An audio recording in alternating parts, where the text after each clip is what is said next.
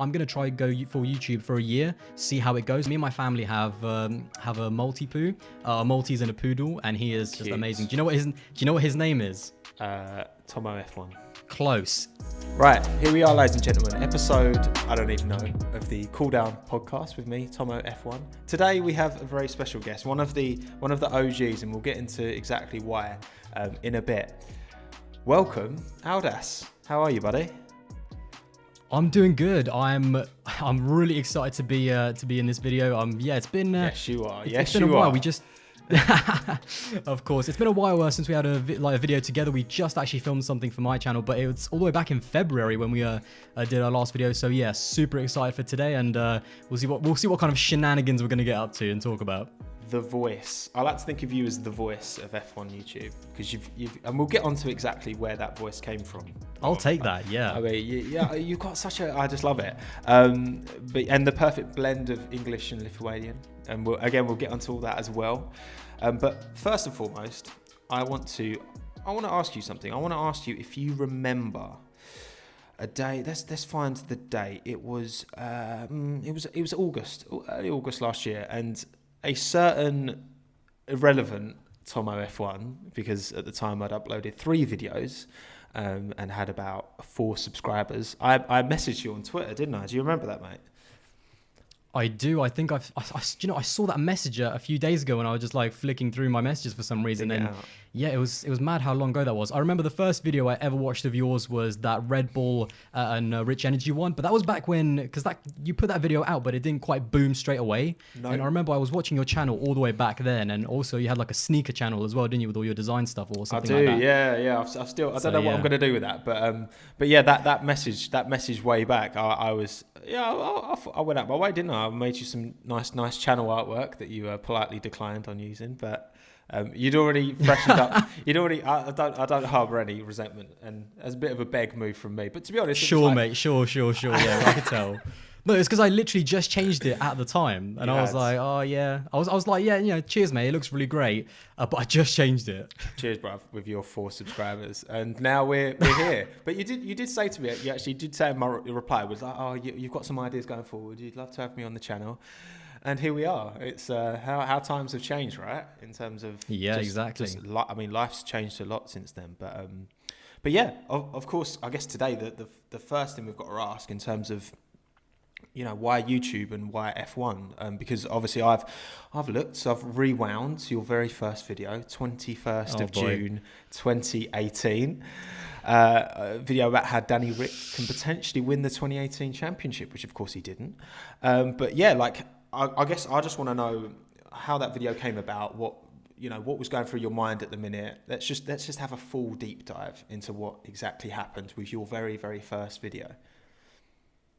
So this is why it also kind of links to your channel and why I absolutely loved your content and like also messaged you. And I remember it was quite a few months ago. I was like, I love the quality of your content, the way you film it with yourself. And that was one of the main reasons. If you watch that first video, I've never like hid my face. I'm not, obviously I totally understand if you don't want your face on your YouTube channel. That's totally understandable, respectable. But I thought there was something missing in the Formula One. We've had all the gaming channels like Arava and Beta, and of course Ben, TMF Mark, and I thought, I'd love to have a channel with my face in it that people know who I am. And so that first ever video filmed on literally on my Mac, like the actual, camera inside the Mac, you can see my face. It's a totally terrible video. It was so long. There was like no script, and I just sat down and I talked about why I thought Daniel Ricciardo could potentially, and I know in hindsight it didn't quite work out. And in fact, I think I actually jinxed him, because 2018 for Ricciardo, like his reliability that season was horrendous, like absolutely shocking.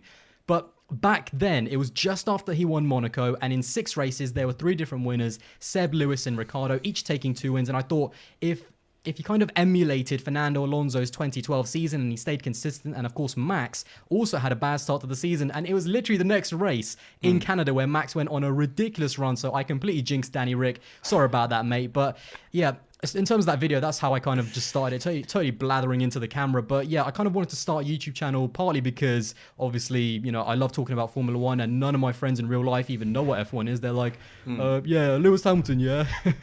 That's literally all they know. And I thought Formula One and kind of the content creating community in terms of the real life Formula One content, it needed a face, it needed that kind of person. So I thought, why not be it? And obviously you've joined as well. You know, we know what you look like, and it's kind of all spiraled from there. So, had you been debating starting a channel for a while? Did you consume a lot of YouTube as a viewer and just think, you know, this is something I want to do, or was it just kind of more of a off the cuff? Because I think that's when I spoke to Cranky Yankee, when I spoke to Nick, that was his first video was just kind of off the cuff. Oh, I'm angry, so I'm just going to make a video and put it online. But I don't know, was yours more kind of methodical? Did you have this plan kind of for a while beforehand? I did. I actually, yeah, I planned it for quite a while, and I kept putting it back and back and back. But I finally kind of started the channel. I think I started the channel literally a month before the first video, and created a logo and created my first ever like channel banner. And it was just all so new to me. Like I did have a channel back in the day, like 2011, 2012, somewhere there. But it was like, you know, just a few little gaming clips there and there with like not my voice. It was just like gameplay. But this was... I was really serious about YouTube, and I went in and thought from day one I want quality content. So that's why I showed my face in that first video, but then I watched it back and I thought this is not good enough. The quality here is just ridiculous. Like no one actually wants to see, you know, I don't mind putting my face out, but as long as it's good quality in terms of the image and the audio and, you know, the video and everything like that. So from day one I thought quality has to be the number one thing. All the pictures I wanted, and none of them could be blurry. So that was kind of my motto. I want to put out really good quality content, have some obviously my opinions, because the reason why I started, and I said this in one of my early Q&As, like really early, is that again, I didn't have any friends that actually knew anything about F1, and I was literally in my car, like listening to the likes of Sean from the F1 Word, Dan from the Formula One and Formula E reviews, and I was literally talking to myself in my car, like on the way to uni, like a freaking crazy person. And then I thought, you know what, just fuck it, I'm gonna do a YouTube channel, I'm gonna go for it. Stop stop putting it back, just go for it. And then I basically put it out, and as I said, everything's happened since then. So yeah. How did you find like the with all the editing and the audio capture, like had you had much experience with that, or was that all completely new to you and you just kind of threw yourself in at the deep end? I have absolutely no idea about audio, video back then. I'm even learning now. Like literally a few days ago, I think it was on my last video when I did like my top 10, drivers that had never won a title. I only just learned how to do like a blurry background on the actual screen and then put something like a little tweet up to kind of make it look quite good. I literally just learned how to do that like a few days ago. So I'm always learning. I have absolutely zero expertise in like video and audio, but at the end of the day, you've got to learn. You've got to, just go for it, throw yourself into the deep end. I got, Photoshop, started doing bits there and there, and I'm also not kind of scared to ask for advice. I mean, Tomo will tell you, I've asked quite a bit of advice from him as well in terms of like lighting. He was the guy, because you've got a ring light, like a really amazing massive one, and I literally told him today, I've actually got one here with me today to kind of like, improve like, good investment and everything. Exactly. It's a good investment, mate. Yeah, the problem for me is that my setup is terrible. I'm moving all the time. If you actually look at my videos, my early ones, I'm in my car literally, because I can't even film at home. I'm kind of filming more at home now, but because I live with my parents, I don't have like a dedicated room where I film stuff. I move around all the time. I filmed my Lewis Hamilton, the audio for my Lewis Hamilton rookie season video. I recorded that in the shed in the back of my parents' garden. Brilliant. So the Aldas YouTube channel has got a pretty mobile setup, but it's all from there. I'm looking obviously to try and create a proper setup when I can, but it's pretty interesting how it all kind of turned out. I think you make a good point in terms of maximizing quality for what you kind of have, and what's feasible for you. So when you first started your channel, and obviously after you made that first video, you could see that the audio wasn't was good, but not necessarily where you wanted it, but particularly obviously the video quality. So that's when obviously you decided to use images, and again, like anyone can find high quality images on the internet, and so it's a matter of kind of maximizing, because I see a lot of people kind of starting out and their audio is very like this, you can't really hear them, and the quality, like obviously not everyone can afford a good camera and a good microphone, and that's completely fine, but obviously it's like maximizing the quality that you can deliver. And obviously for you, in your example, it was like you said, being really making sure all of the images you used were sharp and all that. That's so important. It's like it gets missed, I think, a lot of the time in terms of how important quality is, because ultimately me and you, the only difference between me and you as fans and everyone else who doesn't have a YouTube channel is that, you know, we've now got kind of decent equipment to then just, you know, spit our bile, our terrible opinions out to the world. Mate, what are you on about? I think you're speaking for yourself here. Like, I speak nothing but fact and the truth, mate. It's absolute top-notch quality. Just saying. Come on. I know you like Fernando Alonso, so we're not gonna like that. I'm sorry. That just immediately just discredits everything you do, as far as I'm concerned. We have a good relationship, me and Aldas. So this is. We do. Yeah. I like this. This is fun. This is what I want this podcast to be. Just to chat, a little bit of a wind up, a little bit of banter every now and then. I want this podcast to be just a roasting session, like an hour and a half, you know, backwards and forwards. Yeah. We can. I think there's honestly, I do think there's a space for that down the, like, creating something that's just, you know, less news and just more like just people just chatting shit. Because, well, actually, if you've got over 10,000 subscribers, you can use the YouTube space in London, which I think could be really interesting down the line. Maybe arranging something would be fun with all the F1 for guys. sure, yeah. That would be sick. But anyway, I digress. Back onto your videos, your best performing video as well, looking into that. And obviously, you know, whenever you're looking at channel inspiration, and yours was ultimately a massive inspiration for, like, one of the channels that I was looking at when I was starting, in terms of, okay, who are the big guys, what are they doing, etc., etc. Your F1 driver salaries, because money videos always do well whenever you got paid, or moolah, or any people like to know how much money people are earning. What was the kind of, I'm interested to know, both in terms of when you made that video, did you have any idea it would pop off in the way it did? It's like almost at 750,000 views now, but also in terms of the kind of the back end, so the tagging, the how did that video grow? Did it start really slowly and then just go up? Did it peak really early? All of that kind of stuff. I'm super interested in that side of things, and I think people watching might be as well. So I hope, if you're not, then sod off. But yeah, what's the kind of story behind that video? So it was just reading an article that was literally about driver salaries, and I was like, you know, is this article for real? Was it not? And I checked like 3 or 4, 5 different articles, and at the end of the day, I'm going to say right now, it's not my best video ever. That's the thing about my channel, is that I feel like the quality of my content, and as I said, I started the channel back in mid 2018, and everything about my channel was always quality. I want it to be, you know, everything great, and to try and get it as good as I can in terms of the audio and images. And the early videos from me are probably not my best. You can kind of hear in my voice, I'm super like, oh, you know, yeah, there's that, yeah, Lewis Hamilton, yeah, Sebastian Vettel. So yeah, you can it's kind of really awkward. I don't know about you, but because you haven't actually been doing it for that long, which is kind of the amazing thing for you. But yeah, I cannot actually listen to myself from like all the way back then. It's just so cringy. And just in general, I don't know if it's like a YouTube thing, but I can't listen to myself full stop. I find it so like cringeworthy. Like whenever my parents like have one of my videos on, I'm just like, oh my God, no, don't do it.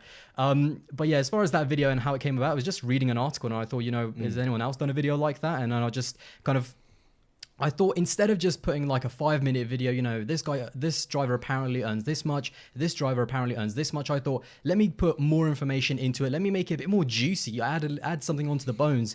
And so I added obviously the contracts, add where they kind of are in their careers, where they might go, where they might not go. So added a little bit more information than just the money. And that's kind of how it came about, really. And in terms of how it did, this sounds so ridiculous, but I actually kind of knew it was going to do good, like, straight away. Because I just thought, money, people, it's a dirty little secret in society, isn't it? You know, we love to say, oh, you know, I don't care about how much this guy earns. I don't really want to see it. But we both know if you add a $ into your thumbnail or title or anything about money, it's going to get more views. It's just how it is. This guy knows your Lando Norris video. It's like, it's doing mad, actually, and considering it's only like a day ago. So...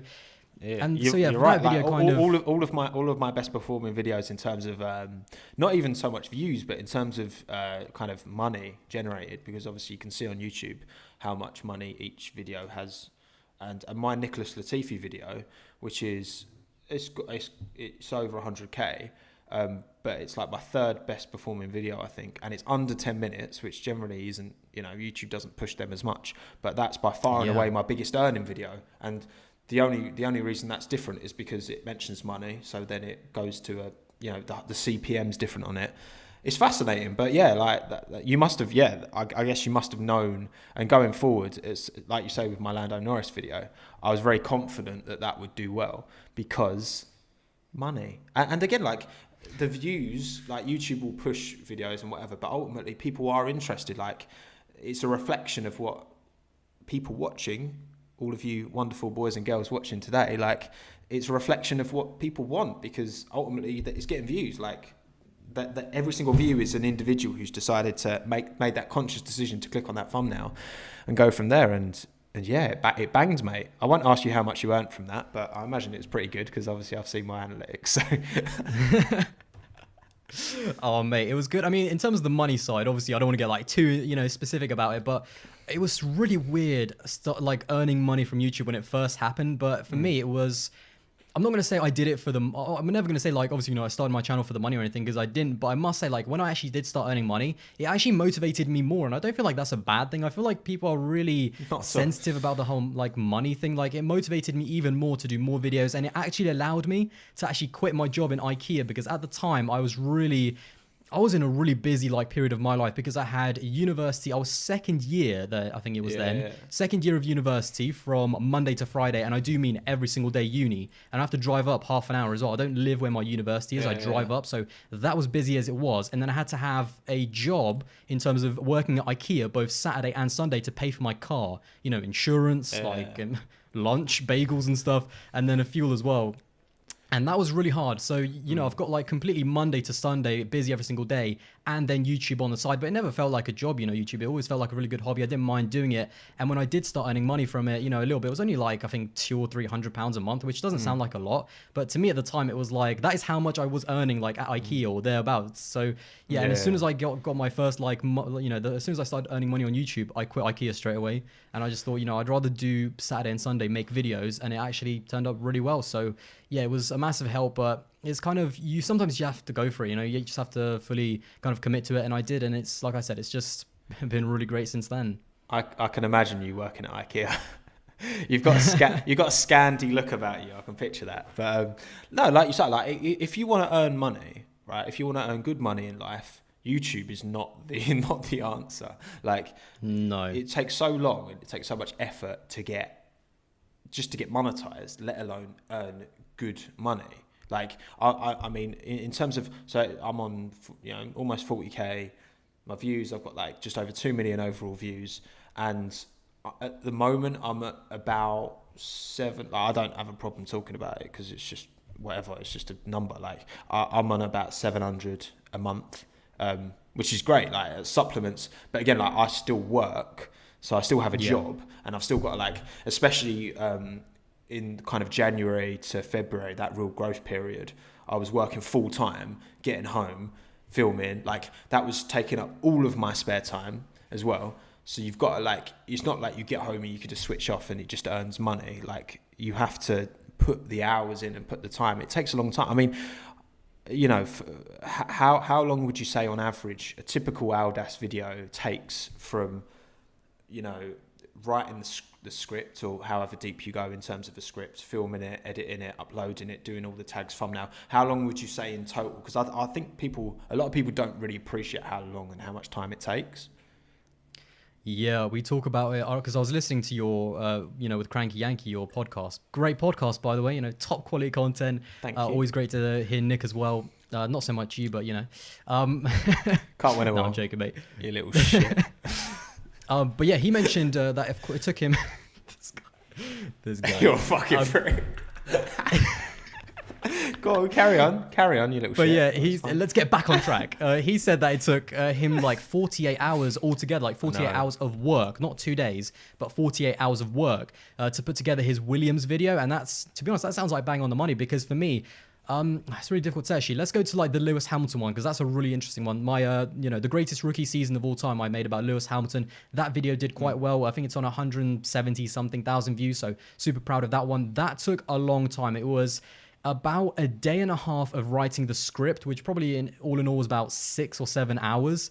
And then it didn't take me that long to actually record it. I wasn't lying when I said I actually recorded that video in my parents' shed, so that was not too bad, but it's pretty sketchy, like spiders everywhere. But anyway, that's for a whole nother conversation. So it didn't take too long to actually, in terms of recording the audio, because it is just reading, trying to say everything clearly, trying to do everything good.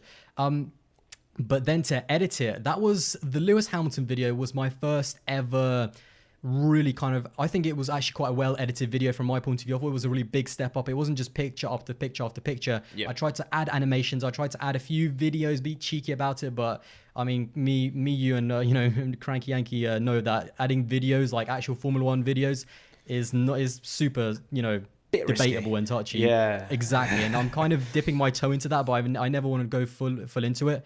But in terms of the actual editing, started at 9 o'clock in the morning and I finished it literally at like 11 o'clock at night, the entire day. Literally, that's how long it took me to edit that entire video. And then by the time I uploaded it, I do not have like an upload schedule. This is kind of such a bad thing for me, but I literally just upload it when I finish editing it. If I finish editing it at 2 o'clock in the morning, that's when it's going to get uploaded. Like I've tried to kind of not do that as much, but like, yeah, it's just, I don't know why I need to get a schedule. I know, but I'm just really bad like that. I just upload it.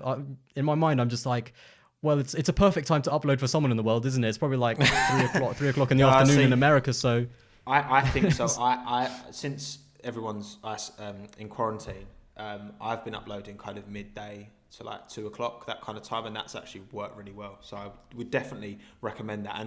And again, like the bulk of my kind of audience is UK, next being America. So again, you're never going to tick all the boxes, but I think that's probably a good time to upload. Yeah, don't if you want my recommendation with that. Top tip, don't do what I do, like actually have an upload schedule. I'm just really weird like that. I don't know why I do it, but at the end of the day, the Lewis Hamilton video still did well, so I'm not complaining, you know. And so it's so much better to have a schedule, but for me it's the editing that takes so long. So yeah, the Lewis Hamilton video, that was a three-day process, easy. Of course it gets quicker once you know what you're doing, but it depends how long the video is. Obviously with Nick, his Williams video, it's like 50 minutes long. He did an absolutely stunning job on that. Like his quality and everything, his editing is mad. Yeah, it's next level. But yeah, so obviously I'm not surprised it took him 48 hours of work. But yeah, that's kind of how long it takes. In terms of other videos, sometimes it can take just a day, you know, writing the script. But when I say a day, I mean like a full day. Like with my last video, the top 5 drivers, sorry, I should say, to never win a world title. That was, again, a whole day of writing the script, starting at about 9 o'clock. I finished the script by about by about 3 o'clock in the afternoon, so 6 hours, recorded it, and then finished editing it at about 2 o'clock in the morning. But I didn't upload it. I actually waited to upload it the morning after. So maybe I'm getting better, but good lad. I think it's a sensible idea going forward. But yeah, man, like it's obviously your channel has. Like, do you remember the first video that really popped off and was like, oh wow, like because again for me it was the Rich Energy Red Bull one, and even though that's not by any way my best performing video ever, that was the one that was the conduit to my channel growing up. What was yours? Was there a specific video? Do you remember when the views started kind of going up and you were like, oh wow, I'm actually onto something here? Yeah, so I do. You're going to love this one. So the first video, actually, no, not the first. Let me talk about also one thing is that people think that, you know, we see the numbers we're doing now, but it took me about a month, and I do mean a month, and uploading 2 times a week to actually get 100 views, because every single video I was doing, and I thought I was doing a pretty decent job. I was like, damn, you know, I really want to get more views, and I just thought if I keep grinding at it, if I keep doing better and better content, you know, try to improve it. But yeah, it took me about a month to get over 100 views. I think I remember my Romain Grosjean video I did, this was ages ago. Do you remember when they had that like double retirement in 2018 in Australia? Yeah. Like that was my first big one with 12 views. Yeah, that was, man, that was 12 hot. people. Go on. I was cooking, mate. I was cooking with that video. But yeah, and then I had my first 100 view video. I think it was Kimi Räikkönen, what his options were. And I don't know why. I don't know what happened, but that video in YouTube, the end of it got cut off. If you go back and I think, what was it? Yeah, it was about Kimi Räikkönen, what his options are in the future. The end of that video just got cut off in YouTube processing or something. And I was super annoyed. I was like, what's going on here? So I have no idea, but I still uploaded it because I spent so much time into it. But then the first really like over 1,000 views, and that video got 2,000 views, was why Fernando Alonso would not work at Red Bull. Yeah, or something like that. It was about Fernando Alonso to Red Bull. Fernando, isn't of course, it? mate, Fernando. He's my guy from day one. And yeah, that was the first video. That's why you like him so much. That's why All I have my like a success- deep set kind of love for Rich Energy, because ultimately, if it wasn't for them, I wouldn't be here today. So Of course, man. I'm talking to like the leader of the Williams Story fan club. Do you know what I mean? But yeah, that was the first video. Oh my God. When that video got 2,000, I think it got over 1,000 views and then 2,000 views and then 5,000 views.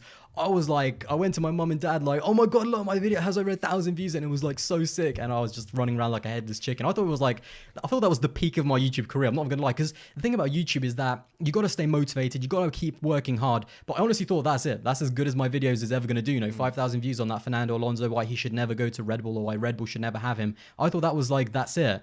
And then the next really big video where again I thought that's as good as it's going to get was a video that got about 44,000 views, which was do you remember in 2018 where Sebastian Vettel was spinning all the time and kind of lost the championship because of it? Do you remember that? I do indeed. I made a video basically saying why I thought it wasn't just Sebastian Vettel's fault. I made a video saying why it was also Ferrari's fault as well, and why they should take a massive portion of the blame. Basically saying that if they want to win the title, they needed to back Sebastian Vettel way earlier in the season and kind of stop going halfway with Kimi Raikkonen and kind of giving him team orders, kind of not, and that they kind of put themselves in a bad situation in Monza when they did not give Vettel the slipstream. So I made a video about that, and I thought that was a pretty good video back in the day actually. And yeah, that was a massive hit for me, 44,000 views, and again it was crazy. I was running around like crazy. I was like, oh my God, that's just mad. Like, I can't believe that actually happened. And then of course the next kind of progress was the video I had planned for so long and I knew I was always going to do it, which was the downfall of McLaren. Now yeah, that was a huge video. It completely started my channel. The way it exploded, I still can't believe today. I think I got like over 1,000 subscribers in a day at one point with that video, which is just nuts. Like, it's ridiculous. But yeah, that was and I think I did like 5 parts to that. I completely forget how many parts there were even, but yeah, I did like the downfall of McLaren, and I thought their downfall started in 2012. And again, kind of with my channel, kind of the really weird setup that I have, that video was filmed and the audio for it was recorded in my aunt's kitchen where my university is, because obviously, as I said, I live like half an hour away, and I literally recorded that video in between lectures. I had like a 2-hour gap, went to my aunt's kitchen, got my mic out of my car boot, set it up, recorded like the audio to part 1, and then got back home and edited it. So yeah, that's kind of how that came about. And obviously after that, my channel just kind of exploded and everything has happened since then. Crazy, mate. Crazy. I think it's really like genuinely, it's so interesting, like hearing everyone's stories of where that initial like moment came, because it's not good enough to just produce good content. You actually have to have YouTube help you out, right, as well, in terms of pushing the video. You've got to get lucky. You've got to get lucky a little bit. You do, absolutely. And it's, there you go. No excuses for anyone watching if you want to start a YouTube channel. 44, well, whatever that was, however many hundreds of thousands that McLaren downfall is in your aunt's kitchen. So, you know. Exactly, mate. And she didn't even know. Exactly. No one even knows about it. Like, I think I've said it only twice to people. Not until now. Exactly. But I also will say, I get a lot of people asking, like, how do I start a YouTube channel? You know, how do I get growth? I do also get some pretty weird messages like, oh, you know, I've been trying for so long, but, you know, nothing's just working. How do I do it? And then I go on the guy's channel and he's made 2 videos. And I'm like, okay, I think I can see what the problem is here. Like, you have to grind at it. You have to have good quality content. And I know it does cost a lot of money, but my first mic, which was called a Neewer NW700, like the condenser kit, which I carried around in my car boot in a box, that cost me like £30, and then the audio interface was like £15 on top of that. So for me, £45 to buy like a really nice condenser microphone, and that got me to 40,000 subscribers. So I totally understand, you know, a lot of people might say it's a lot of money, but you can do quite a lot with not that much. If you're prepared to, like, if you're serious about it, you've got to be prepared to invest in equipment, because ultimately you've got to create content that you would be prepared to watch, right? And no one is realistically going to be prepared to watch content that's being filmed like the audio is like. It's so important. Like potato quality. Like literally, like there's no time for that anymore. It's 2020. You know what I mean? Like, where there are people producing good quality content out there, you're always going to be compared to that. And yeah, you've got to be. Well, I guess that kind of leads on to a question I was going to ask anyway. In terms of people starting out, and if anyone's watching who maybe has aspirations to start their own channel, what would be your big learnings? What would be your big pieces of advice that you would give?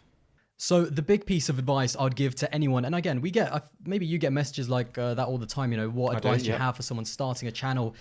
Quality. It's all about that word quality, and then quantity on top of that in terms of being consistent and uploading, and make sure you enjoy it.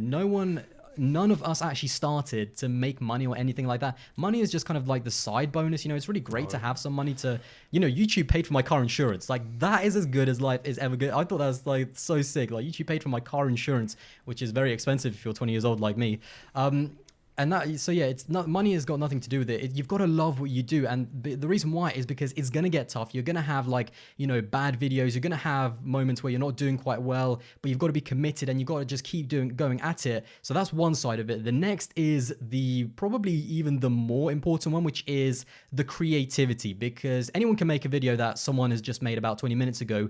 The really big thing, and the number one, if you want to blow up, if you want to create a video that, you know, if you want to have the next big channel, do something that no one has ever done before. And that is why my channel kind of blew up from the downfall of McLaren series. No one had ever done a video like that. I've researched it as much as I could. No one had ever done that before.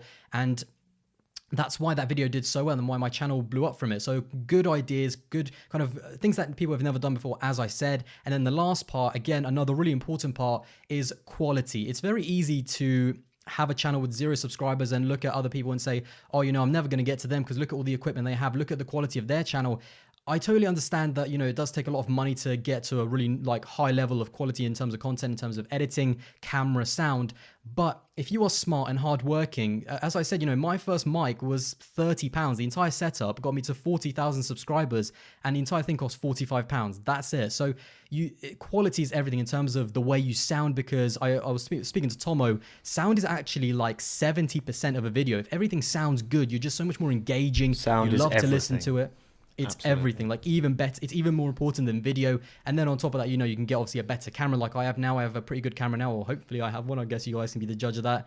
So yeah, that's kind of my main things, which is number one, hard work. You've got to love it. Number two is creativity and something that no one's ever done before and stuff that you enjoy. And number three is quality.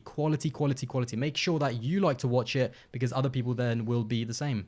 Yep, absolutely. I think with equipment, it is very much the law of diminishing returns, right? So I've got a really good camera, because I use it for work anyway, so it makes sense for me to make that investment. But ultimately, like my old camera, which was less than half the price of this, the difference is tiny.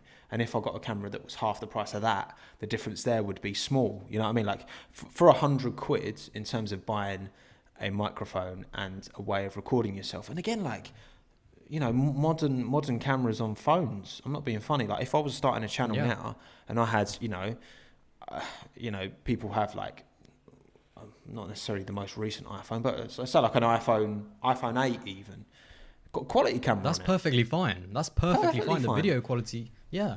Buy a little stand off like Amazon for like less than 10 quid that can kind of hold it, put that there. Yeah. Have your nice, invest like Aldas just said, invest in your microphone, because audio is key. And then bosh, you're good, and your quality is going to be better than a lot of, you know, just put a bit of thought behind it. I think that's what it's like, rather than just slapping up your laptop webcam.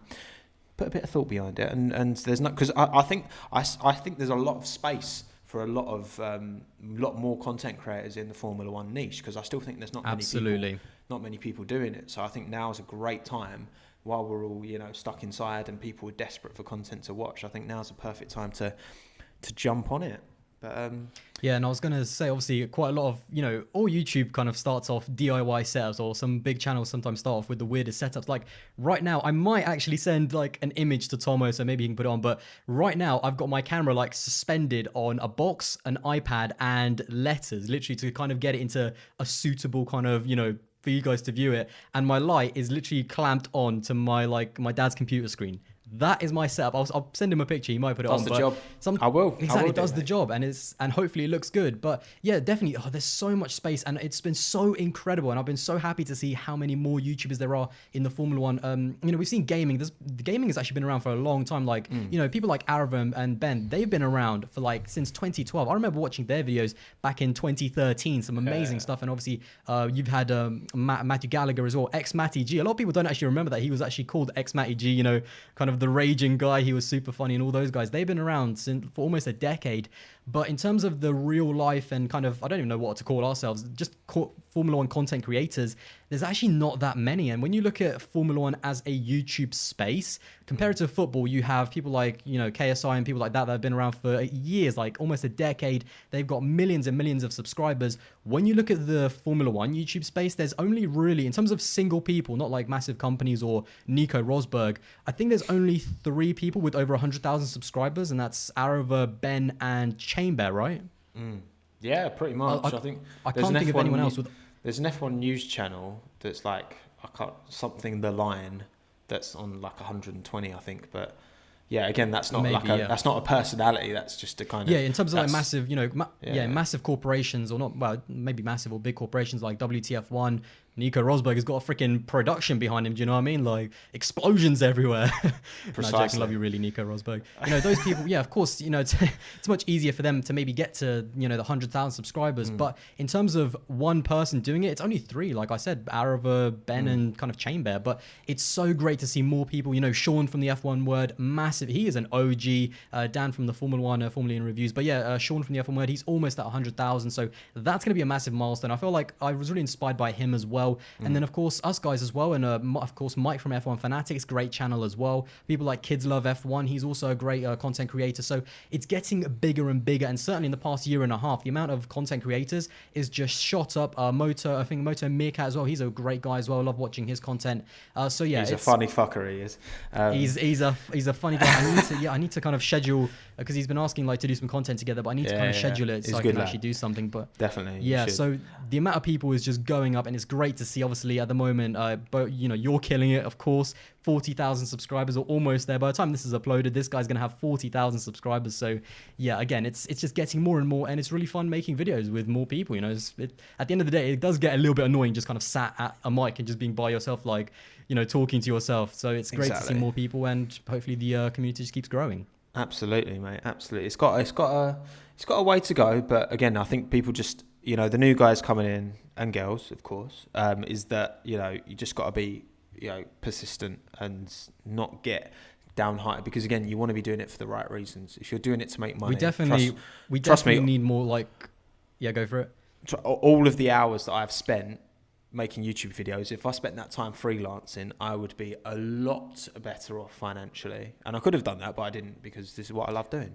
But anyway, sorry, carry on to yours. What were you saying? I was going to say, we need more girls in the F1 community, full stop, YouTubing and everything. I know there's a few girls with YouTube channels in terms of Formula One, but yeah, that's definitely a massive thing that the Formula One community needs. Because at the moment, I don't know about yours, but what's your analytics on your female viewers? For me, it's I'm at 3.5%, I think on certain videos, I'll have a look now, literally while we're recording, because this is just a chat, mate, so it's all good. I think on my overall channel is higher, but I think on some of my more recent videos, I'm 25 subscribers away from 40. Decent. 25. Guys, drop this guy a sub. Drop me a sub. Exactly. Don't forget to drop a like and smash that subscribe button. Actually, so we're so stuck with me. We'll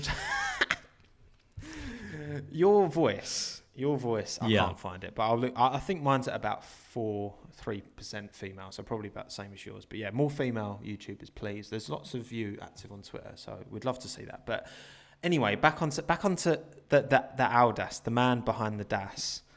Yeah. The voice. God. Well, okay, so I talk about the voice. So you're Lithuanian, but you're also English. But yeah, I'm now a neutralized English citizen. So there you go, Britain. Exactly. You've got an English. Is that right? You've got a United Kingdom passport. Do I remember? I got both. Yeah. Yeah, you got both. Yeah. So, what's the story? How did you end up in the UK? When did you move? What's your kind of away from F1? Via boat.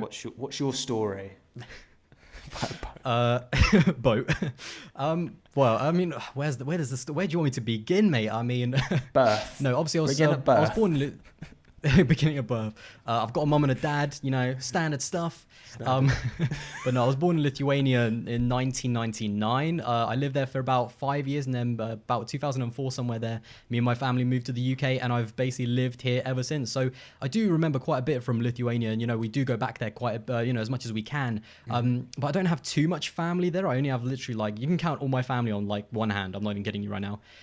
So yeah, but I think, we moved over here about 2004, and that's why I do consider myself Lithuanian, but there's no doubt that I'm also massively British, I suppose, and I'm kind of proud of it as well, because I've been to school here all my life, then secondary school, then college, now university. So yeah, I consider myself Lithuanian, but I'm also proud to live in Britain because it's an amazing country, and obviously it's been pretty good for me and my family. So yeah, that's kind of where it all began, kind of the 30-second 1-minute story. What was the and then I met Tomo. And then you met Tom. Bit of a jump forward in terms of highlights in your life, moving to the UK. Oh, and I've got my cup of tea, actually. Tomo was like, you're more British than me. I've got my green tea. Bang. Oh, green tea. It's not like English breakfast tea or just normal tea. It's green tea. No. So you're one of them. Do you know do you know what was mad, actually, when I did come over to this country, is that you guys drink tea with milk. At first, I was like, wait, what? Because in everywhere else in the world, we usually just drink, black tea. I hate tea. It's not my cup of tea. No pun intended. So, in terms of what was the, did your parents have any particular reason for coming to the UK? Was it just, work? Was it just because? It's just work. I mean, that's a lot of people don't realize that is the reason why people come over to the UK is just for work. So, my mum's a teacher, my dad's a carpenter. So, yeah, that's just kind of how it's evolved since then, but that's what they came to do, basically. Better opportunities and such, for sure. Because I've met a load. I used to work with a guy from Latvia back when I was at uni in Bournemouth, and good guy, Dags. But yeah, I think he had a similar kind of thing.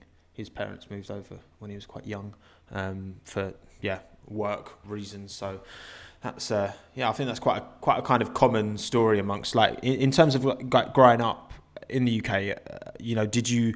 Was school life any more difficult? Do you feel because of your Lithuanian kind of background? Did you struggle at all with that? Was that a difficult kind of period of time, or did you kind of find it was it all right? Was it quite easy? It was quite difficult, to be fair, definitely at school. It was really, my primary school and then my secondary school are were two complete kind of opposite ends of the spectrum, because in terms of the people that were there, because my primary school was in an area super there was only in a class of 30 kids, there was about 12 people that were white and British. Everyone else was from all over the world, black, white, whatever part of the spectrum.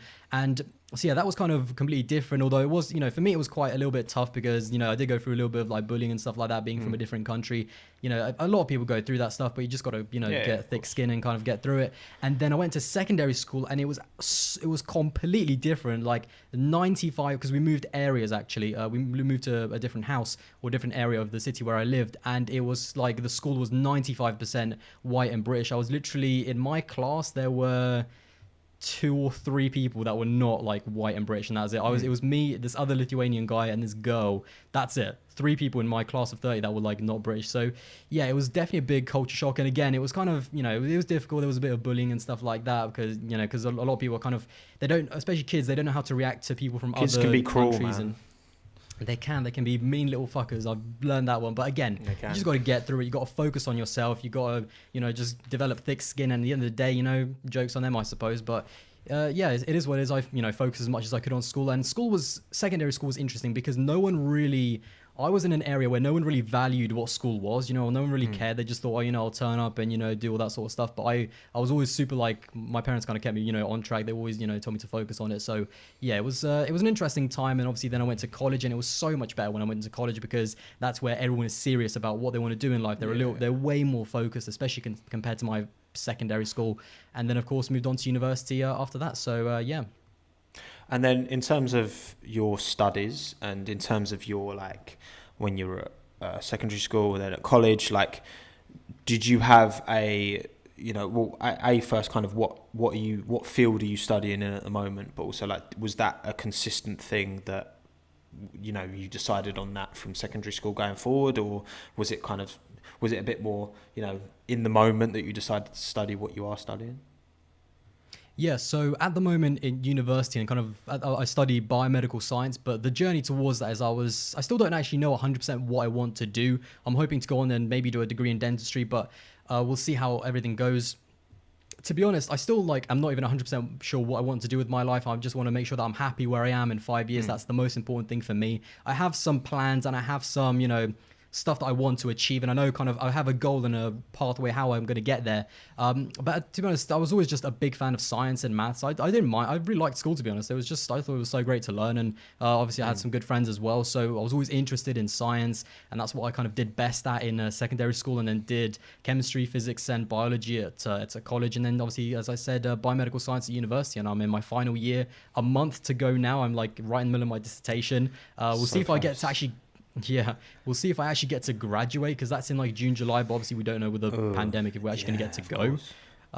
But yeah, so that's kind of my background. I really kind of medical pathology. That's kind of what my major is in. And so yeah, that's what I kind of enjoy. But my real passion, I must say, as much as I do like science, is Formula One. And I'm a big fan of cars in general. I love racing. I love Formula One. I love cars. And that's why I kind of not only started the Formula One channel, but also started a second channel, which is I'm really going to put a lot of time into this summer, which is just about cars and going on adventures, driving. I'm getting a new car for the channel. So there's a lot of exciting things coming up. But I'm also using kind of the money from YouTube to invest in other ventures and other businesses that I have. But again, that's kind of more in the future that I have planned. So yeah, that's kind of where I am with life at the moment. I'm not one of those people that has a total concrete map of where I'm going to be next year, the year after that, 5 years, 10 years. I'm just going to kind of live it day by day, and I do have a rough little map of where I want to be. But as long as I'm happy, as long as I'm as long as I got a car and food and a roof over my head, then yeah, I'm gonna be good, hopefully. Spot on attitude, mate. That's exactly what you need. Because again, I think anyone who says they do have a concrete idea of where that ultimately no one truly knows. And some people can fake more confidence than others, but no one really knows. It takes a long time to work out. And again, even for I'm 7 years. I can't believe 7 years your senior, which is mad. So I feel like this guy impart a bit of life advice, because when I was your age, when I was 20. Here we go. This guy Tomo. For me, when I hear Tomo, he's like, "Oh, back in my day, Back in my." See, this is what Meerkat, the twat, does. He's always like, "Oh, you're so old." Yes, better late than never. What can I say? All right, I peaked late on. But yeah, man, it's just about following exactly, as long as you're happy and doing what you're doing. I mean, I guess has your success on YouTube, do you foresee that potential? Because I definitely think as long as you crack on and keep doing what you're doing, you could definitely forge yourself a career within that space as well, in terms of your actual job. Is that something you'd be kind of interested in, or do you feel that you would like to try and keep that as a separate kind of passion side thing as such? So it was last summer when I really kind of looked at the numbers of what I was earning and kind of thought, I'm finishing university in a year. I might want to go on and do dentistry afterwards if I can. It's a very competitive course, but I'm just actually really enjoying making videos. Now, I knew from day one that YouTube and listen carefully, YouTube is not actually a great way to kind of make a living, make money, and live off it. Of course, you can look at the really big YouTubers that earn thousands every single month, and you can look at them. But the truth is, it's not a stable source of income, I should say. However, I did kind of look at the numbers and thought, if I actually did a video like now, once every 2 days, once every 3 days, kept up consistent, I could genuinely try it for a year and earn a decent amount of money, get my own place and stuff. So I'm definitely, after I finish uni, I'm going to try go for YouTube for a year, see how it goes. I've got the second channel as well to invest in and do stuff from there. I'm very passionate about cars, as I said, so that's what the whole second channel is about. And I'm just going to try and be a content creator for a year. But again, because I know that YouTube is not, it could end tomorrow. My videos could literally just that's it, no more views tomorrow. So that's why I'm kind of using all the resources and using all the money that I do get from YouTube into other things that are probably, going to sustain me further in life. So yeah, that's kind of my plan. But again, that's a rough plan for the next year. I think if the numbers line up, I could actually live, off YouTube money for for next year, but we'll see how it goes. But yeah, it's just sometimes it's just about going for it. You just got to head first. And when you actually commit to something, and when it actually when your life really depends on it, I feel like it always goes better. So I'm gonna go head first into YouTube, and we're gonna see how it goes. Look forward to seeing that, mate. A big uptake in Aldas content. So, I guess kind of outside of F1, let's get away from F1 and work and all that kind of stuff. What else? Maybe things that people watching and fans of yours don't know. What else are you passionate about in life? What are your other big draws? In terms of life, like outside of uni and YouTube, I'm a really kind of social person as well. I love to meet up with people. Like it was great to meet up with some of the YouTubers over at Silverstone last year. We definitely need to meet up at some point, me and Tomo, and do like some content for that as well. I'm a super sociable person. Like also to play sport as well. It's kind of difficult at the moment, and I'm out as chubby cheeks at the moment as well, gaining a little bit of weight because I've stopped playing basketball. But yeah, I love playing basketball and just generally just spending time with friends. I'm also really into poker as well. Me and my friends have poker nights all the time, so yeah, I'm kind of big into that. And just spending time with people and kind of at the same time creating content. I have a friend called JB who has a car channel, Cars with JB, and I filmed a few videos with him, and that was just so much fun to honestly just film content with someone else. And again, that's kind of really me in a nutshell. I'm also, as much as I am social, I also don't mind my own company. I don't mind just getting on with what I have to do and everything like that. But yeah, that's kind of me in a nutshell. A really sociable person, but super focused, and I love to have fun as well. Go on nights out, of course. Maybe get a little bit drunk, On the sesh, of course, mate. Of course, the sesh is everything. So yeah, that's kind of me in a nutshell, really. What are you tall? How tall are you? Nope. Basketball. No, I'm literally boy. like. No, that's the thing. I play. I didn't say I was good. I just said I like to play it. Oh, okay. I have really high stamina. I'm only like 5'7", by the way. Like maybe 5'8" if I'm really wearing like Timberlands or something. And even that's a bit of a push. But I'm about 5'7", but I just love playing sport in general. I don't know why. I have really high stamina. I do a lot of running as well with friends and stuff like that, and I can just literally run forever. I'm planning on running a marathon actually. That is a massive goal in the next like 1 or 2 years once the whole pandemic thing kind of boils over and you should do it, finishes, man, hopefully. So yeah, that's definitely a massive goal of mine. Yeah, it's good, man. You won't regret doing that. Honestly, it's. Have you done it? Yeah, I did one 3 years ago. Just under 3 years ago in Chicago. Nice. It was good. It was, wow. Yeah, it was really good. It was through my old workplace. Their head office was in Chicago, so they would pay for you to do the marathon if you wanted, but you'd have to pay for your own flights. But obviously, I was like, yes, absolutely. You see, I didn't know, mate. Tough. Your subscribers didn't know, mate. This guy's international, Tomo International, unbelievable. Well, no one's done a podcast on me yet, so it's. But yeah, man, no, you'll enjoy that. You should. So how fast is your like 5K? Have you done that 5K challenge yet? I do 5K. Yeah, I can do a 5K in about 22, 23 minutes. That's like my best. Like I did once, actually 21 minutes 5K. So yeah, not too bad. But when it comes to training for a marathon, it'll be a little bit different, obviously. But that's kind of what I do. I run 5Ks quite a lot. Do you know park run? They do sometimes. There's this kind of thing that I do park run quite a bit on Saturday mornings at 9 o'clock. So that's really great. They don't do it anymore because of the coronavirus. But yeah, looking forward to getting back into that and just again sport in general, playing basketball with friends. Spending time playing poker, listening to music, and doing. I've also got actually the funny thing is I've got 2 YouTube channels, but I've actually technically got a third because me and my friends. I'm super into my music as well. I'm a big fan of American hip hop and just other music as well, not just American hip hop. But yeah, I'm not into like UK grime though. It's that kind of weird. I'm kind of weird like that. And me and my friends actually have like a media company, and we've also got another YouTube channel where we're going to post a bunch of content for that as well. So yeah, busy man. But I do like to relax. Get some of the bevies in, have a bit of a night out as well. So yeah, can't go wrong. We'll get onto that. Stuff. Don't you worry, buddy. All right, and it's because Tomo's secret an alcoholic, mate. He's just like, yeah. I mean, what else can I do at the moment? I think we're all stuck inside. Also, kind of away from the last of the personal questions. I like to always put this on at the end because I think it gives a good idea of the person as well. What is your kind of like dream getaway for you? What's your like perfect holiday destination? Is it a beach? Is it a city break? Is it busy doing lots of stuff? Is it super chilled? What's your kind of what immediately comes to mind?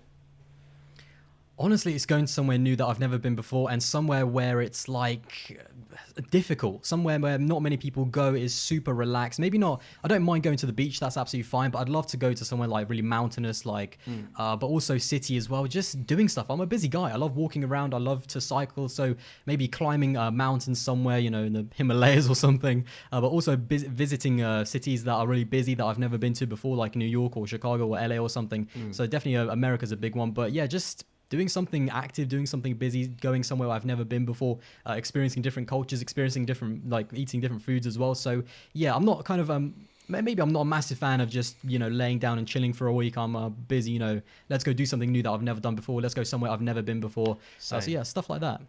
Yeah, I share that desire. I think there's so much of the world to see. You know, it would be silly to go back to the same place again and again. You've got all this time to explore. Cool, man. Well, that's the kind of personal questions rounded up.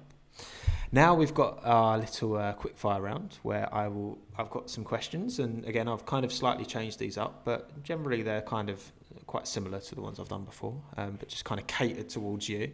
And yeah, I want a quick answer for each one, so immediately comes to mind, and then we can kind of delve into the response a little bit. So are you ready? Are you ready, Mr. Aldas? I'm ready. I'm terrible at quickfire questions, so you never know what's going to come out of my mouth.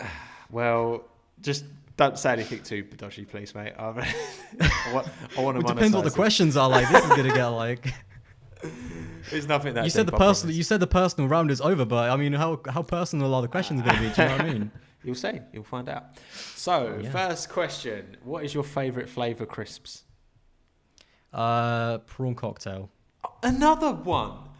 What's wrong with it, James? Listen, don't tell me you're like a boring ready salted. So 3 of my. How many guests have I had? 6. 3 of my 6 guests have said prawn cocktail. That's such a weird. That's not even the answer, though. That was the quick question. That's not even the answer. My favorite, actually, forget it, is actually these Lithuanian ones called Estrella. This blue packet, Estrella. Go and see it. Like, search that up. That's what it actually is. Forget prawn cocktail. What's the nearest equivalent to that kind of flavour, though? What is it, like a barbecue-y flavour? Is it? It's like a mate. It's like sour cream and chives or something like that. But it doesn't taste like the Lay's. It's something super like European. It's actually sick.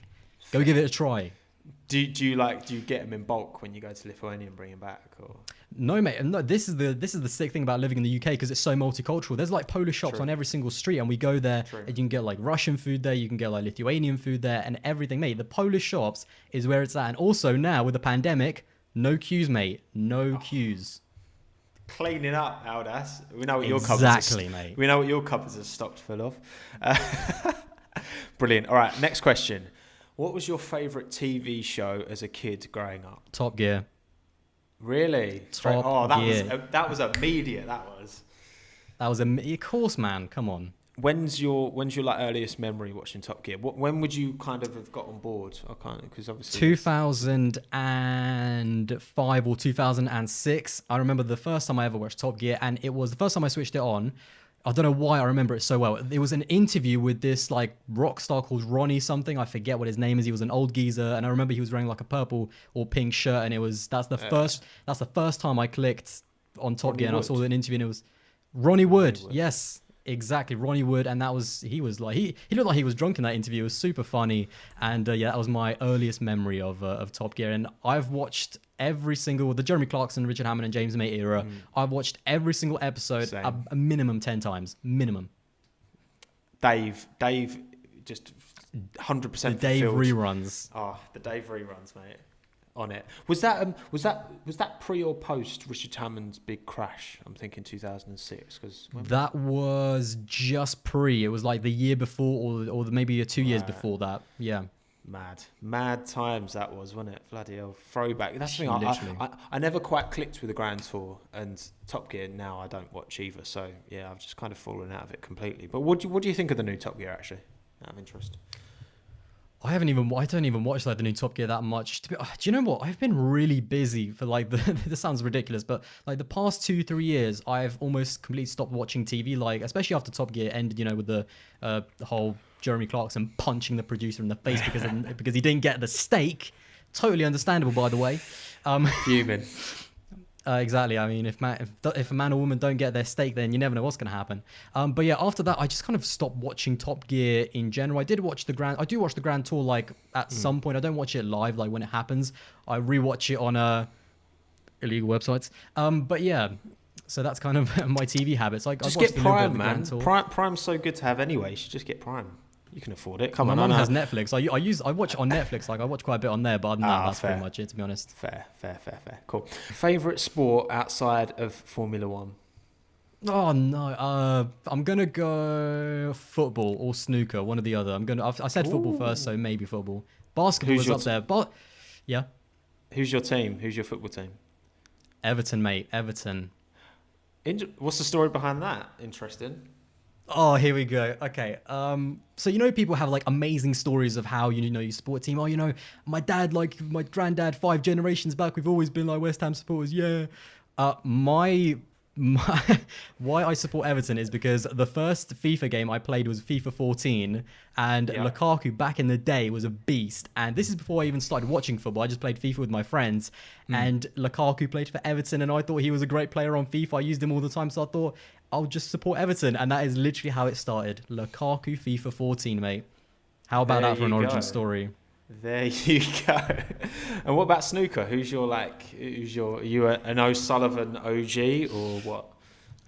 So I only started watching snooker like 2 years ago, but got completely I love playing pool as well. Actually, when we were talking about stuff I love to do, pool. Yeah. I'm decent. I am decent. I'll play you for money, mate. Or maybe not too much money, but you never know. We should do that for a video. We should. Yeah. We should do that for all of the ad revenue that video generates. Whoever wins gets the ad revenue. That is an idea. I like that. But yeah, I back myself as a pool player. We can do it for poker as well. But yeah, I love snooker. Snooker, by the way, is so hard. I mean, here's the thing. You watch basketball, you watch football. Yeah, you can go kick a ball about. Try and put 3 balls in a row on a snooker table. It is bloody hard. So yeah, what they do, I have massive respect. And yeah, I'm a massive Ronnie O'Sullivan fan. I'm actually one of those horrible snooker fans that doesn't watch any snooker if Ronnie isn't on the screen. I'm that horrible person. Really? I am trying to get more into it. I don't know why. It's just so weird. Like, I watch a little bit of Judd Trump and Neil Robertson as well, but yeah, I'm a massive Ronnie O'Sullivan fan. And then also in the last year, because I started playing basketball a lot, massive NBA fan as well. I'm literally wearing a Toronto Raptors, I'll show it up on my camera. I'm wearing like a Toronto Raptors sweatshirt, but I don't support like a single team in the NBA. I support Luka Doncic and Giannis Antetokounmpo, if you guys know who that is. So yeah, I'm not like dedicated to one team, but yeah, love NBA, love football, and snooker as well. I can't really pick between the 3, to be honest. Changes every week. Decent, fair play, mate. Fair play. What is I just realised this was supposed to be Quickfire, wasn't it? No. Your answer, as long as your answer's quick, we can delve into the responses to dig a little deeper. So that's not a problem, mate. What is your favourite road car of all time? I have 3: Porsche Carrera GT, Lexus LFA, and Lamborghini Murcielago LP640 with a manual gearbox. With a manual gearbox. You absolute nerd.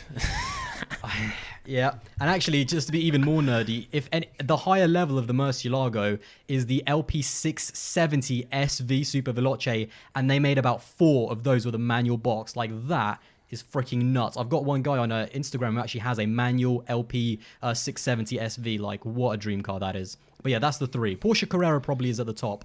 Carrera GT. Beautiful. Which year Carrera?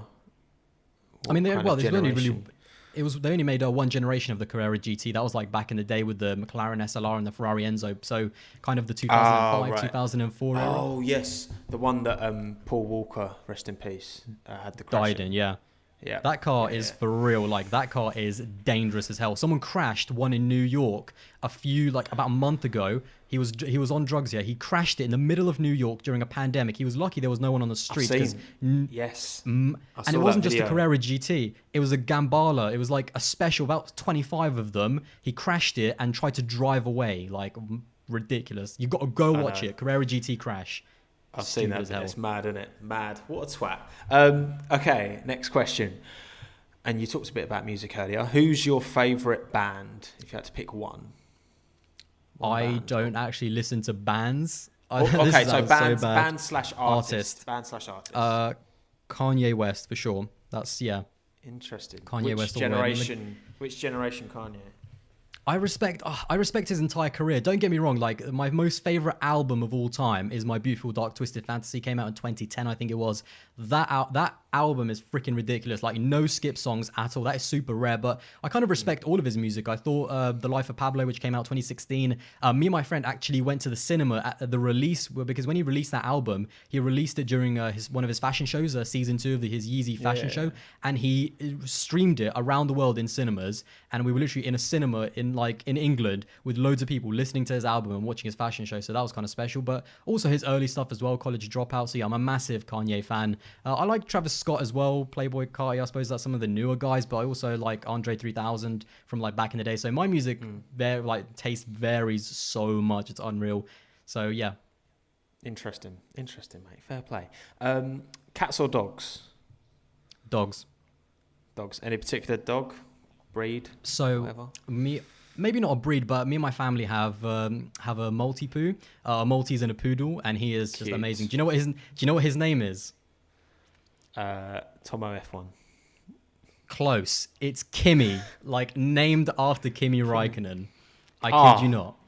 Legend. He's Hero. so cute. Absolutely, Beautiful. yeah. Beautiful. You have to And include people him on more videos. Exactly. I will. I'm doing a video, and this is an exclusive. I'm doing a video on Kimi Räikkönen. It's right now in the works. I've already created the thumbnail, and in it, I'm going to mention that I'm a big fan of Kimi Räikkönen, actually, because both I named, because my parents actually allowed me to name like our family dog. I named him Kimi, but also my channel banner is a picture of Kimi Räikkönen as well. So, yeah. It's true. Facts. Like it. All right, next question. Exclusive for you guys. Channel Exclusive. Are you club or pub? Club. I'm more of I like. Yeah, I'm definitely club. I don't mind going to the pub with mates like for a drink, but I love dancing and moving around, doing some shenanigans in the club with all my friends. So yeah, club for sure. You're a club guy. Fair enough. And exactly. Then alcoholic you can tell beverage. Tomo is. You can tell Tomo isn't. What you? Let me ask you, mate. What are you? Club or pub? I'm club, mate. Oh, okay. Okay, No problem. Just because I'm 27 does not mean I'm not a club man. Thank you very much. I thought you seniors, like, all you did was go to the pub, like talk about how it was back in the olden days. Fuck off, cunt. Oh, look at those utes. No, I'm a club guy, but most of my mates are pub, so that's my difficulty. You know what I mean? Because I can't go on my own, because that'd just be weird. All right. Anyway, next question. When you're at said club, alcoholic beverage of choice, what are you drinking? Well, when I'm at the club, literally Favorite bevy. My favorite bevy. To be honest, I'm actually a big fan of Corona. I'm actually not a massive alcohol drinker, which sounds kind of crazy. I'm a super lightweight, so that's really good, because as a student, when you're a lightweight, that is the best. But I'm actually not a massive alcohol drinker. I only drink on nights out or when I'm with my mates. Some of my friends drink when they're just eating dinner. I could never do that. But Corona with a nice slice of lime. It's not too alcohol. It's not too heavy. It's not. Well, it's pretty light, I suppose. But yeah, a nice Corona it's kind of cool, kind of nice. Very topical as well. Exactly. Oh my god. apparently their sales are going down. That's just not good enough, mate. Buy the Corona. Get on it. Yeah, well, maybe they'll start going for cheap, so you should get on that, mate. Bulk. And then last quickfire question. Who is your personal favourite F1 YouTuber to watch, to enjoy in your own time?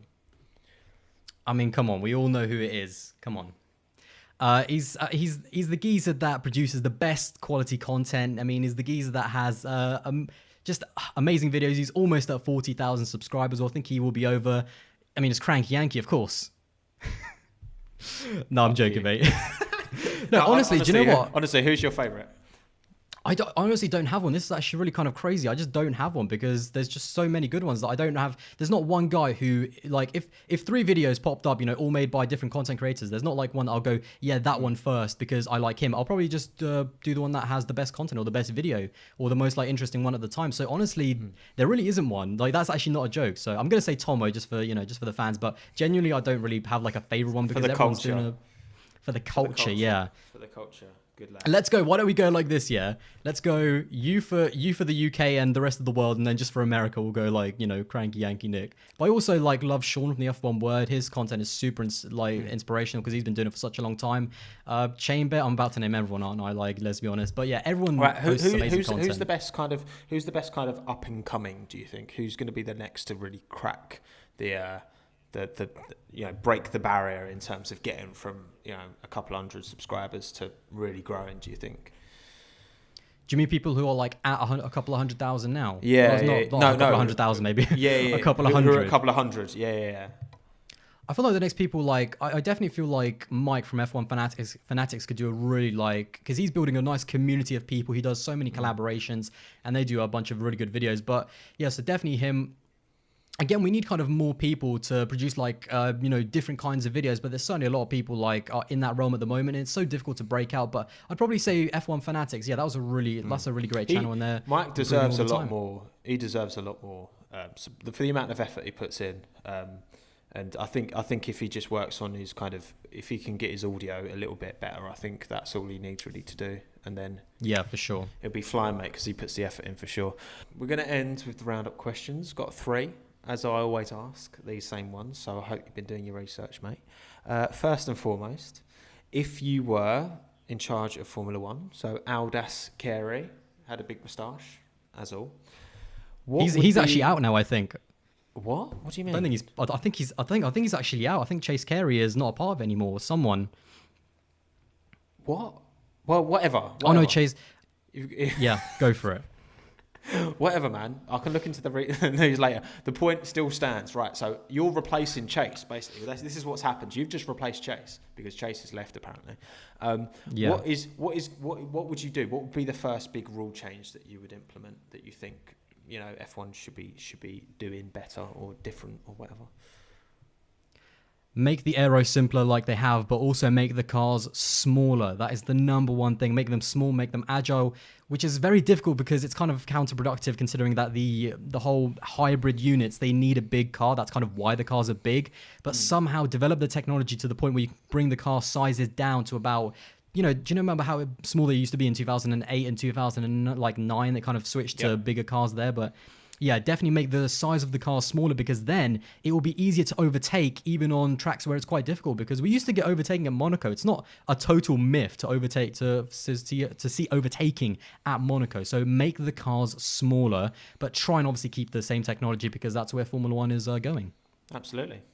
Good shout, mate. I like that shout. And it wasn't Chase Carey. It was that other American geezer that left the trio, Liberty Media trio, but it wasn't Chase Carey. Well, there you go. There's a little bit of insight for everyone. Next question. So the sport over the next 10, 20, 30 years is arguably coming across the most difficult periods. And obviously right now it's kind of highlighted it massively. How do you see the sport changing in the next 10, 20, 30 years? And what about in terms of specifically with Formula E? Do you see that merging? Do you see Formula E overtaking it? Do you see F1 being able to adapt and change and stay above? How do you think that's going to pan out? I think Formula One will always be bigger than Formula E just because of the name, the cachet, the history, all that kind of prestige and everything like that. But I do think that Formula One is going to struggle to keep up with the likes of Formula E in terms of the technology the technology that is used in Formula One. I think they'll be fine in the next 10 years. But when we start talking about the next 15, 20, 30 years, that's where they're going to get in trouble because... can you really imagine Formula One without a combustion engine, at least part and aspect of it? I do think that's what they're going to kind of have a massive challenge with. But at the same time, I don't think Formula One has to be necessarily like the number one thing for future technology, and it should follow totally 100% what the road cars are going as well. I honestly think that Formula One can just kind of say, fuck it a little bit and let's just... Formula One is the opposite end of the spectrum in terms of always having a combustion engine. Yes, while everything is electric, you can get your combustion fixed by watching the quickest, the best, and the fastest motorsport in the world in Formula One. So as much as it's going into a more electric kind of field, I hope that they don't go full electric, because I can seriously see that Formula One could just be, again, just everyone's fix of combustion engines in the greatest and fastest motorsport in the world. So yeah, in terms of kind of that side, that's what I think Formula One should go for, is keeping the legacy of having a internal combustion engine along with the hybrid power, because there's no doubt that the hybrid technology has done some amazing things. But yeah, certainly on that side. And in terms of the Formula E, I mean, Formula E is growing all the time, but I don't think it's ever going to be as big as Formula One, because again, it's that history and the prestige that it doesn't have, really. Yeah. I hope you're right, mate, because that sounds very good. I'd love the same, to be honest. But yeah, it's going to be a difficult period, I think, for Formula One. I think it shouldn't be underestimated how, you know, transformative this next kind of 10 years particularly is going to be. But I hope you're right, mate. I hope you're spot on. And then the last question, last but by no means least, what is your favourite livery of the 2020 grid? Oh, I thought you were about to say of all time. My favourite livery of the 2020 grid is... Oh, that's a good question. Did I do my livery video? I don't think I did, actually. Oh, that's a great question. Oh, don't do this to me, man. To be honest... I've done it. I don't even... Fuck's sake, I don't even know right now. Come on. It's been so long, I've forgotten what they all look like. Come on, Aldas. You call yourself an F1 YouTuber. You know what they all look like. Come on, son. Yeah, you're right. Probably Alfa Romeo, actually. I love the Alfa. Really? Alfa. Yeah, not Alfa Tauri. Alfa Romeo. Yeah, I've always loved the deep kind of red. I thought that was an amazing color. Maybe I preferred last year's a little bit. Maybe the fact that they're adding a little bit too much onto the nose is maybe over the top. But in general, that white and the deep red of Alfa Romeo, because that has been their color ever since the 60s and 50s. Yeah, probably Alfa Romeo, to be fair, off the top of my head. But there's been some quality liveries, actually. I feel like the level of liveries has maybe not improved, actually, because I thought 2019 was actually really good as well. But yeah, Alfa Romeo is who I'm going to go. I've just forgotten what they all look like, man. It's been so long. Jesus. Fair shout, mate. Fair shout. Well, there we have it. We're done. Thank you for coming on, mate. I appreciate you taking the time. And, of course, if you've got this far, don't forget, I'll link it in the description, the video I just did before this with good old Aldinho on his channel. So give that some love. Yeah, have you enjoyed it, mate? Exactly. No, this has been absolutely shocking. Good. No, I'm joking. Loved it, really. No, we need to do this again. I know you kind of do one for each person, but we need to do more of these. I love talking to Tomo, because I feel like me and you just say how it is. Do you know what I mean? Like, I feel like the Formula One community needs more like just straight arrows, straight from the hip, just saying what we feel, what we think. So yeah, always like talking to you. Straight arrow, uneducated, just going in. Well, I don't know about. Once again, mate, I don't know about uneducated, mate. That's all you. That's all you. You know it's true. No, mate, it's been a pleasure. Thanks for taking the time again. And yeah, obviously everyone check that out. Everyone check out Aldas' channel as well. You will not be disappointed. And yeah, thanks again. Have a good one. Goodbye, everyone. Say bye, Aldas. Say bye to everyone. And I'll see you guys in the next one. Bye, guys. Had to do it. Twat. All right, sweet. We're done.